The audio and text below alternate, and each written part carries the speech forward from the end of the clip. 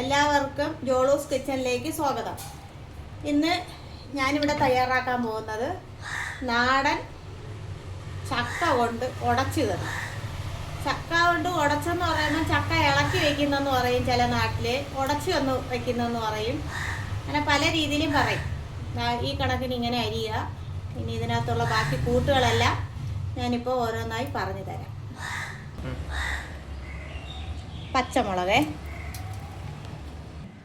പച്ചമുളക് അടിയിലിടുന്നത് അത് അരയാനാണ്.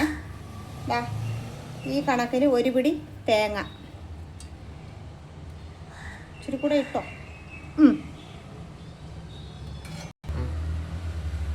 മഞ്ഞപ്പൊടി കൂടിപ്പോയല്ലേ, മഞ്ഞപ്പൊടി. ചെറിയ ജീരകവും വെളുത്തുള്ളി ഇച്ചിരി കൂടുതൽ ചേർക്കണേ. വെളുത്തുള്ളി ഇടുന്ന കാണിച്ചു തരാം. പിന്നെ ശകലം ഇഞ്ചി,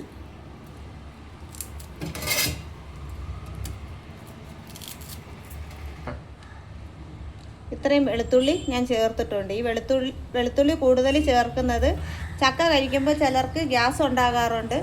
അതിനുവേണ്ടി മെയിൻ സാധനമാണ് വെളുത്തുള്ളി. പച്ച കരിയാപ്പലയും കൂടെ ഇടണേ, നേരത്തെ ഉണങ്ങിപ്പോയി. വീട്ടുമുറ്റത്തുള്ളവർക്കൊക്കെ നല്ലതാണ്. നല്ല പച്ച കരിയാപ്പലയും കൂടെ ഒന്ന് ആഡ് ചെയ്ത് കൊടുക്കുക. ഇത് എന്നിട്ട് മിക്സിയിൽ ഒരുവിധം അരയുന്ന രീതിയിൽ അരച്ചുകൊണ്ട് വരിക. ഈ ചക്കയിലോട്ട് ഈ അരപ്പ് തട്ടുക.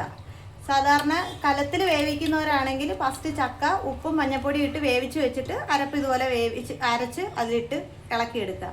ഇതിപ്പോൾ ഞാൻ കുക്കറിൽ വെക്കുന്നത് കൊണ്ടാണ് ഒരുമിച്ച് വെച്ച് കാണിക്കുന്നത്. ഉപ്പ്, ഇത് 2 ഗ്ലാസ് വെള്ളമുണ്ട്, അത് എൻ്റെ മണ്ടയിലോട്ട് ഒഴിച്ചു കൊടുക്കുക. എന്നിട്ട് ചക്ക നന്നായിട്ട് ഇളക്കി എല്ലാം കൂടെ ഒന്ന് യോജിപ്പിച്ച് കുക്കറിൽ വെച്ച് 2 വിസിൽ അടുപ്പിക്കുക. നമുക്ക് വേവിച്ച് വെച്ചിരിക്കുന്ന ചക്ക തുറന്ന് നോക്കാമേ.